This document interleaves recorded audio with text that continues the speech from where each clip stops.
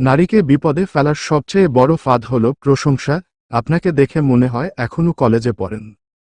আপনার হাসিতে জাদু আছে, এমন সুন্দরীকে পেয়েও কেউ ঝগড়া করে কিভাবে? খেয়াল করলে দেখবেন কিছু মানুষ এই কথাগুলোই বিবাহিত মেয়েদেরকে উদ্দেশ্য করে বলে।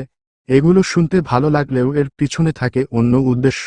আপনাকে বোঝানো হয় আপনি অনেক বেশি স্পেশাল, যেটা আপনার স্বামী বোঝে না, কিন্তু তৃতীয় ব্যক্তিটি বোঝে। এভাবেই তৈরি হয় প্রতারণার ফাঁদ। সামান্য অভিমান বা দাম্পত্যের টানাপোড়েনে বাইরের এই মিষ্টি কথা আপনার মনে বিষ ঢেলে দেয়, স্বামীর প্রতি ক্ষোভ বাড়ায়, সংসারে অশান্তি আনে, আর শেষমেশ একটি সাজানো সংসারকে ধ্বংসের দিকে ঠেলে দেয়।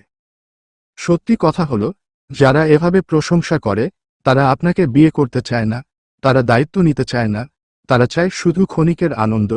যতদিন স্বার্থ, ততদিন আপনি স্পেশাল। উদ্দেশ্য হাসিলের পর তারা আর ফিরেও তাকাবে না।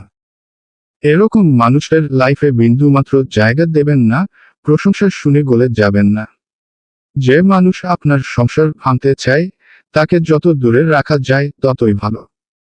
কারণ দিনের শেষে আপনার পাশে থাকে সেই মানুষটাই যে হয়তো কবির মতো প্রশংসা করে না, কিন্তু অসুস্থ হলে রাত জেগে আপনার যত্ন নেয়, আপনার সন্তানের দায়িত্ব নেয়, সংসারের বোঝা টানে। মনে রাখবেন, ক্ষণিকের প্রশংসার নেশা অনেক মিষ্টি হতে পারে, কিন্তু তার ফল অত্যন্ত তেতো আর ভয়ঙ্কর।